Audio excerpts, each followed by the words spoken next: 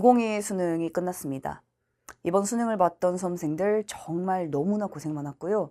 결코 만만한 시험이 아니었습니다. 아니지. 진짜 어려운, 여러분들이 어렵게 느꼈을 수준의 시험이었죠. 자, 그렇다면 2022 수능이라는 게 왜 이렇게 국어 영역이 어려웠고 학생들은 어떤 지점들을 어렵게 느꼈는지 그 부분들을 이제 분석해 보는 게 가장 중요하겠습니다. 왜냐면 이제 아마도 이 영상을 보고 있을 학생들은 이번에 수능을 본 학생들이 아니라 2023 수능을 봐야 하는 이제 예비 고3 학생들, 예비 수험생 학생들이 이 영상을 참고할 것이기 때문에 2022 수능 국어에 대한 분석 그 자체를 한번 오늘 딥하게 파헤쳐 보도록 하겠습니다. 특히 이번 수능이 어느 정도로 어려웠다라고 이야기가 도냐면 이미 19학년도에 가장 어려웠었던 그 역대급 시험, 그 역대급 시험의 등급 컷보다 더 낮게 형성될 가능성까지 사실은 이야기가 되고 있을 정도지 지금. 굉장히 어려웠던 얘기고요. 학생들이 그럼 그렇게 어렵게 느꼈던 이유가 무엇일까? 이게 가장 우리가 주목해야 되는 지점이 되겠습니다. 왜냐하면 그게 앞으로 우리의 1년 동안의 그 공부의 방향성과 학습 자체에 대한 설계를 가능하게 해줄 거거든. 그 지점들을 여러분들이 스스로 사실은 해야 하지만 분석이라는 게 좀 쉽지 않기 때문에 이제 그러한 부분들에 쌤이 이제 조금의 도움을 좀 드리려고 합니다. 자, 2022 수능 국어에 대한 분석을 시작해 보도록 하겠습니다. 자, 일단 너희가 많이 이제 여기저기서 기사도 보고 혹은 오늘의 수능이 어려웠다, 이번의 수능이 어려웠다라는 것은 사실은 충분히 예고됐던 지점입니다. 이번 수능이 갑자기 어려운 게 아니었고 이 수능이 어렵게 느껴지게 했던 그 시발점은 작년부터였죠. 2일 수능을 이야기하지 않을 수가 없습니다. 2일 수능 이제 아직 1년이 안 됐구나. 작년엔 수능을 12월에 봤으니 작년에 대략 1년 전에 쌤이 2일 수능에 대한 총평을 했었던 기억이 나.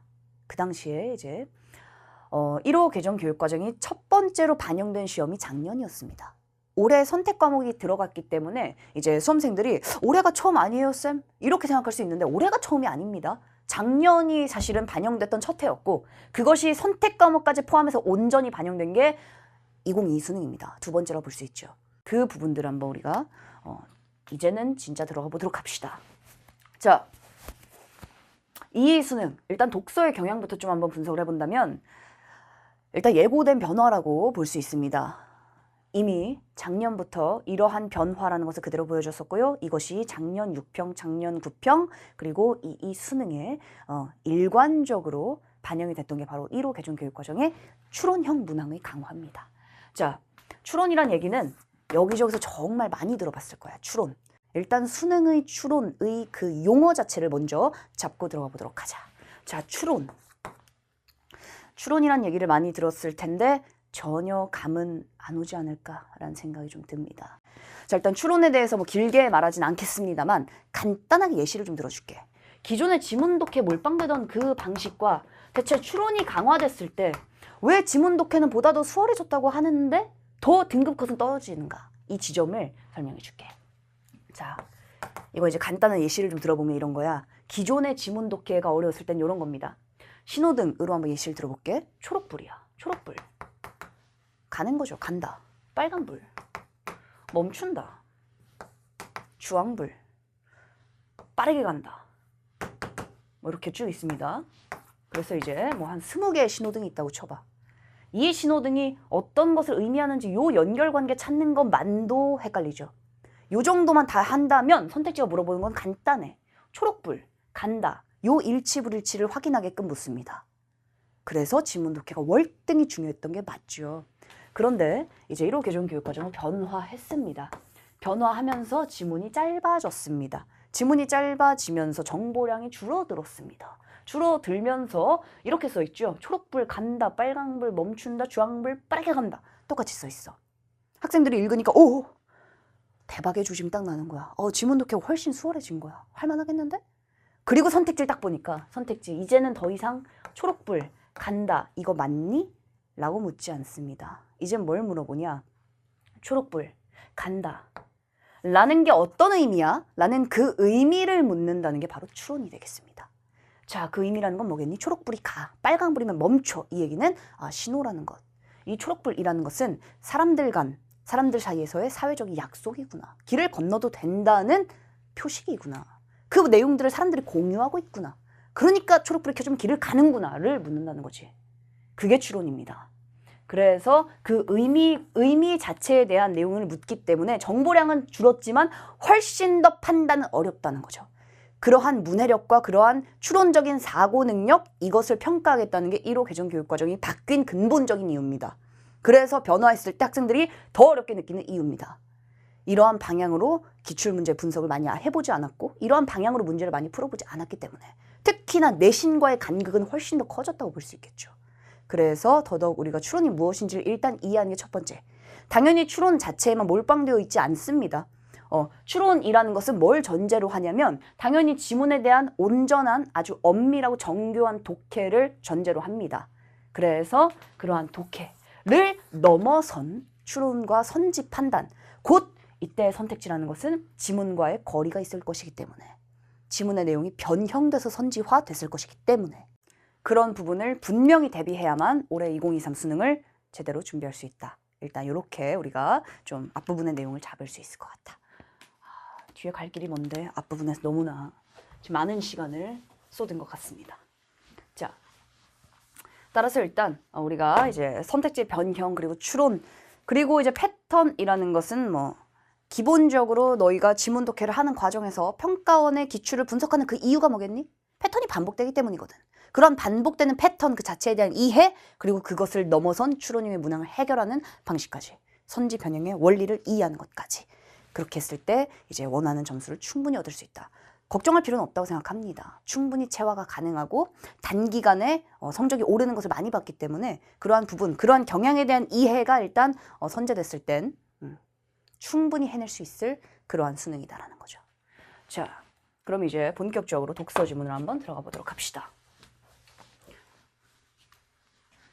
일단 독서 지문이 역시나 6평에서 제시했던 것처럼 4개가 출제가 됐습니다. 그리고 실제로 이제 쌤이 1호 개정 교육과정에 대한 연구를 한 지가 굉장히 오래됐었고 그리고 그러한 수능의 경향에 대한 분석이 가장 정확했다라는 것은 작년 6평에서 정말 모두가 놀랐었던 이 독서 지문 4개가 출제됐을 때 유일하게 평가원과 함께 놀라지 않았었던 철저히 그러한 분석과 경향에 대한 이해가 굉장히 명확했구나라는 부분들을 쌤이 스스로도 또 확인하고 확신할 수 있는 그러한 부분이었습니다. 그러한 독서 지문의 4개의 유형이 나와줘야지만 너희들에게 온전히 추론적인 내용들을 요구할 수 있거든. 그렇기 때문에 그러한 경향성이 이번 수능에서도 당연히 여실히 반영이 됐고요. 그럼 이제 조금 더 섬세하게 하나씩 들어가 보도록 합시다. 자, 일단 첫 번째 독서 이론입니다. 독서의 방법론. 뭐 내용 자체는 평이했죠. 근데 여기서 여러분들이 주목해줘야 되는 문항은 바로 두 번째 문항입니다. 자, 보기의 중요성이라고 쌤이 써놨는데 이 보기의 중요성이 정말 특히 문학에서 엄청난 영향력을 발휘하기 시작했던 게 바로 작년부터거든. 그 영향력은 이따가 뒤에 문학 지문에 가서 또 얘기하겠지만 그러한 패턴의 보기의 중요성이 그대로 등장한 게 지금 2번 문제입니다. 이 보기의 중요성이라는 건 뭐냐? 한마디로 2번의 정답 선택지, 비판적인 판단을 유보한다라는 그 지점. 그 지점 자체는 이미 보기와 바로 그냥 배치되는 부분이거든. 이 얘기는 뭐냐면 본래는 보기라는 게 약간은 힌트를 주는 정도. 보기는 우리가 그 보기의 문제를 맞히기 위해서 활용하는 정도라고 생각했던 것이 작년부터 월등히 그 중요성이 강화됐습니다. 특히 문학에서는 우리가 보통 보기 문제가 있으면 선택지가 틀렸을 때 왜 틀렸니? 작품의 연결이 틀린 거거든. 보기의 반영은 웬만하면 맞거든. 그 웬만하다라는 것은 한 90% 이상을 의미하는 겁니다. 근데 작년부터는 그러한 보기 자체가 잘못 구현된 선택지가 정답인 경우가 많았어. 얘도 그런 경우가 되는 것이죠. 실제로 보기 자체의 중요성과 영향력이 그만큼 커지고 있다는 걸 염두에 두시면 되겠습니다. 그 외에는 이제 독서의 방법론을 일단 넘어가도록 하겠습니다. 인문지문 갑시다. 자, 인문지문 해겔의 변증법을 바탕으로 한 미학 그리고 변증법을 바탕으로 한 해겔의 미학에 대한 비판 이렇게 지문이 구성이 됐는데 사실 이 지문 구성은 좀 눈에 띄죠. 왜냐면 본래 인문지문 하면 견해가 굉장히 많이 나오거든. 기존의 패턴이 그랬죠. 물론 이제 앞으로는 견해가 또 많이 등장할 수 있습니다. 작년, 재작년의 구평처럼 그렇게 등장할 수 있는데 이렇게 해겔 문제, 이렇게 한 명의 1인의 개념을 끌고 가는 문제가 어려운 이유는 뭐냐면 이러한 1인의 견해, 사상, 주장이라는 게 굉장히 심층적으로 들어갈 것이기 때문이거든. 여러 명이 나오면은 얕아. 그래서 오히려 정보는 좀 복잡할지라도 수월합니다. 근데 한 명의 견해가 쭉 끌고 내려가는 이런 지문들 보다도 어렵죠. 독해 자체가 복잡합니다. 왜? 개념 때문에. 언제나 기본 단위는 개념이라고 했었고 그러한 개념을 중심으로 작년 6평의 방식과 사실은 크게 다르지 않습니다. 작년 6평 226평이었죠. 그러니까 올해구나 아직까지. 226평에서도 과정이론. 셀먼의 과정이론 아는 사람 거의 없었지. 뭐 거의 없는 게 아니라 뭐 다 없다고 봐도 되겠지? 근데 그 과정 이론 자체에 대해서도 A를 잡아주고 그것에 대한 내용을 물었을 때 사실 그때는 개념 그 자체에 대한 대응, 개념 그 자체의 정의에 대한 이해 요 정도만 가지고 충분히 해결할 수 있는 정도였거든. 여기서도 가장 중요했던 포인트는 개념에 대한 연결이었습니다. 개념에 대한 대응이었습니다. 그것을 기반으로 아까 쌤이 얘기했던 것처럼 개념 자체가 굉장히 심층적으로 등장했었기 때문에 보다 어려운 지문이었지만 그래서 우리가 이제 이 지문 자체를 볼 때도 쌤이 항상 독서 본범 강의가 이제 쌤의 개념 강좌의 처음인데 언제나 1강에 나와 있는 지문이 뭐냐면 신체호의 역사관이라는 지문이야. 신체호의 역사관. 신체호의 역사관이라는 지문은 뭐 인문 지문 중에서도 굉장히 어렵다고 불리는 지문 중 하나입니다. 뭐 거의 손에 꼽히죠 언제나. 그 지문이 왜 어렵냐? 제목부터 신체호의 역사관이잖아. 다른 사람이 나오지 않거든. 신체호가 나와서 자신의 역사관, 자신의 관점에 대해서 쭉 그 사상이 나오는데 그 안에 들어가 있는 개념들, 그 개념에 대해서 하나하나 정의를 파악하고 개념 간의 관계, 그 안에서 심지어 선택제 변형, 한마디로 추론이 가능한 부분들까지 그 지문은 다 수렴하고 있거든. 다 포함하고 있거든. 그렇기 때문에 정말 중요한 지문입니다. 그 지문이 언제나 쌤의 첫 번째 독서 강의의 첫 번째 지문이야. 그게. 그렇게 공부해야 되는 이유는 역시 올해 수능 개념이 핵심이기 때문이거든요. 그래서 이제 개념, 쌤이 막판에 타는 목마름 독서 지문 강의를 하면서도 그 타는 목마름에 나왔었던 인문 지문이 대부분이 다 이거였어. 1인의 주장, 그 주장에 대한 반박, 견해, 비판 이거였습니다. 그래서 사실은 이제 이 지점을 쌤도 막판에 가장 강조했었던 이유는 뭐냐면 그게 가장 개념을 가지고 장난치는 올해 수능의 유형이거든.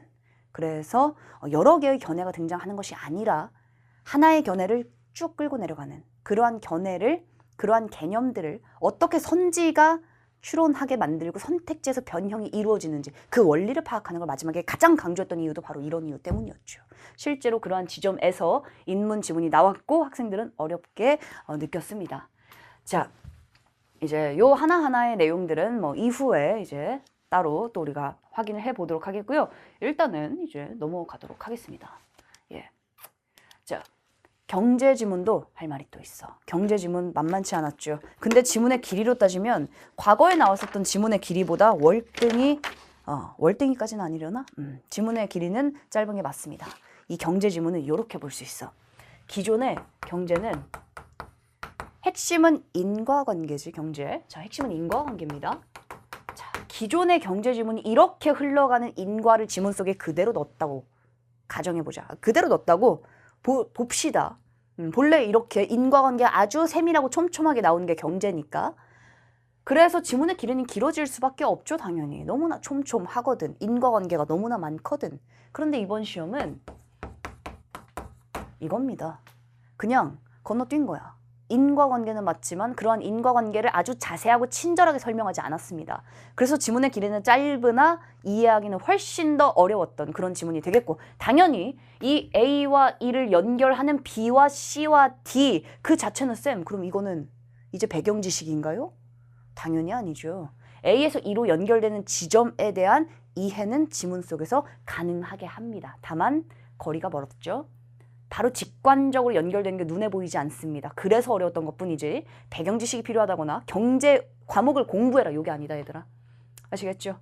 자, 그래서 이 경제 지문 어려웠습니다. 굉장히 고난도였고요. 심지어는 문항 자체가 1, 2, 3, 4, 10번을 제외하고 싹 다 추론입니다.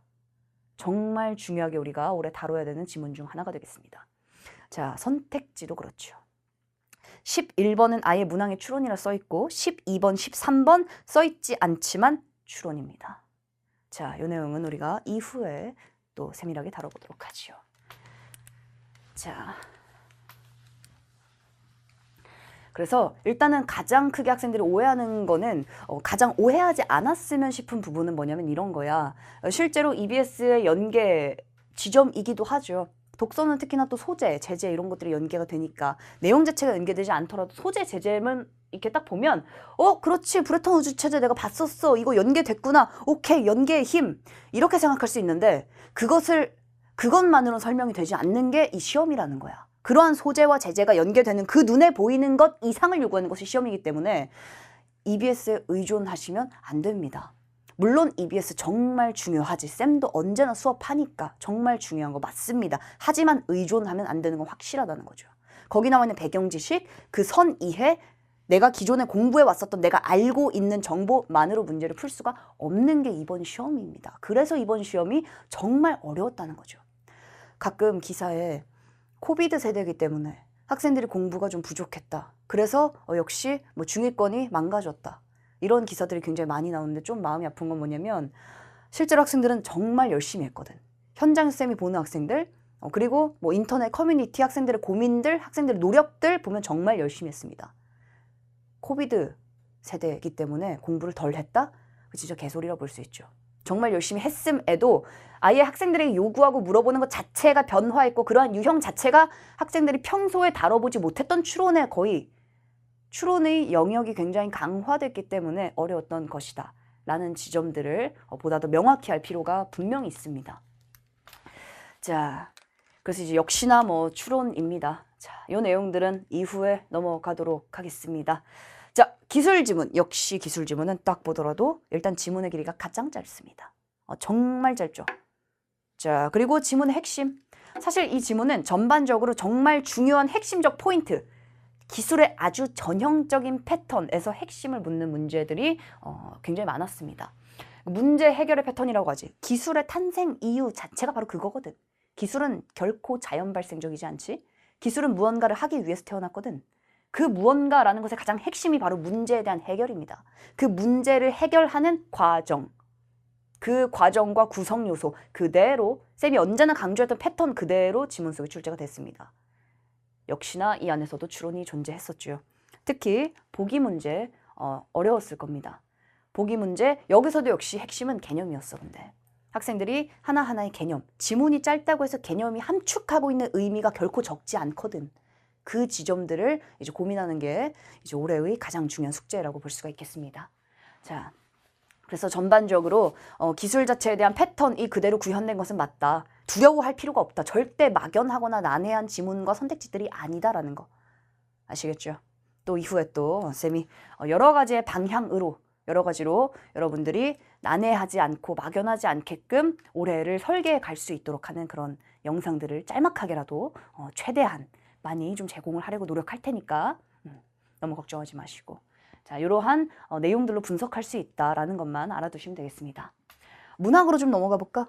자, 문학 자체는 독서와 비교하면 뭐 굉장히 어려운 엄청난 킬러 문항이 있었다고 볼 수는 없겠지만 역시나 문학 자체도 이제 1호 개정 교육과정의 변화의 취지에 맞게 그래도 내용들이 구성되었다라고 볼 수가 있겠고요. 특히나 이러한 갈래별로 학생들에게 요구하는 한마디로 이게 소설이라면 소설에서는 이런 포인트가 출제 포인트야.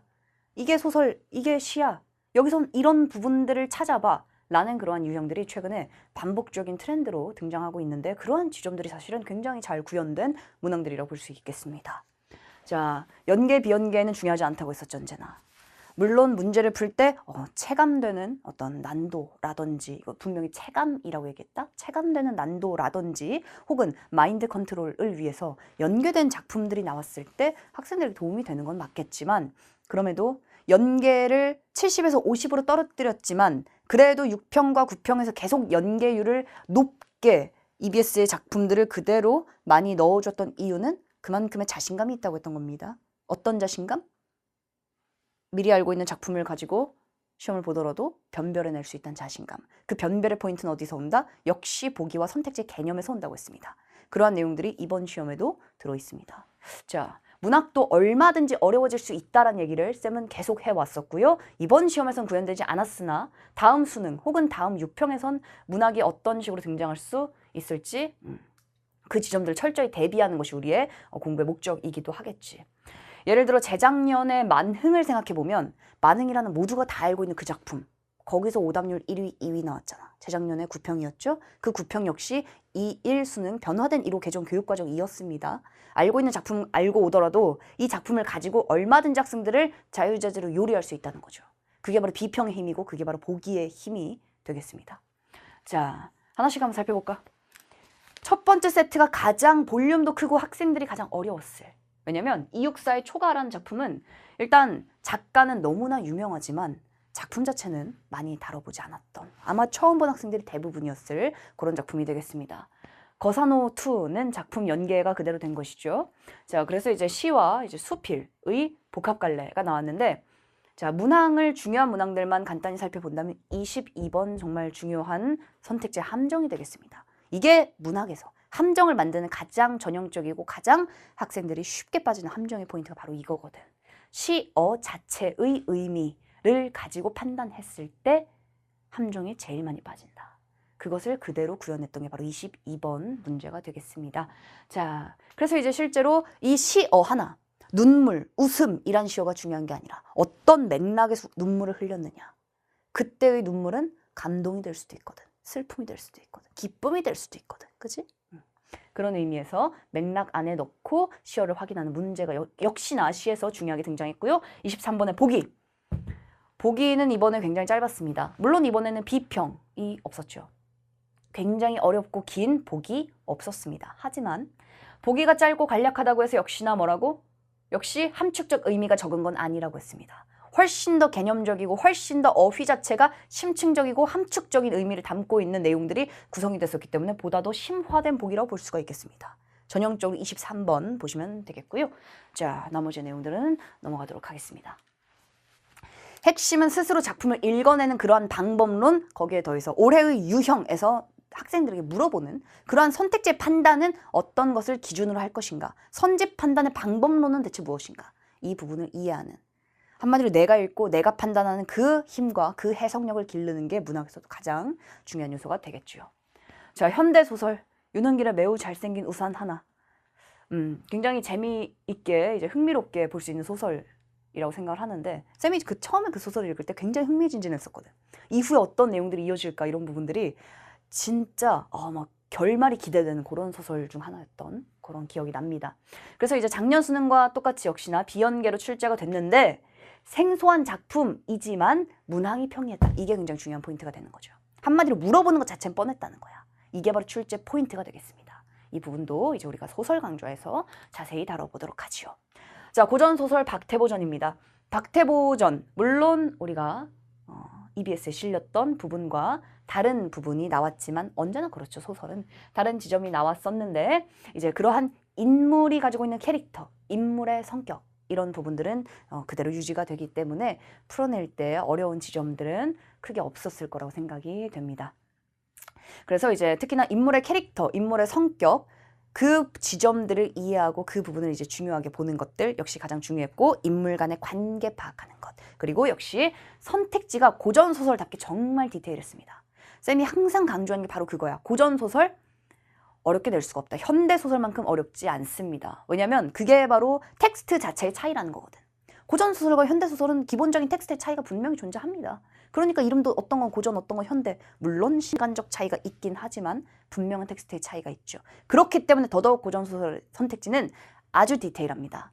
그 디테일한 지점들이 정말 지엽적으로 등장한 게 바로 이번 고전소설 시험이 되겠습니다. 앞으로 2023의 고전소설도 역시나 그러한 선택지 안에 들어가는 내용 요소는 굉장히 지엽적이고 디테일할 것이다 라는 부분들 다시 한번 생각하고, 그러한 디테일한 선택지를 구성하고 그것을 판단하는 방법을 우리는 강좌에서 그건 다뤄보도록 하겠습니다.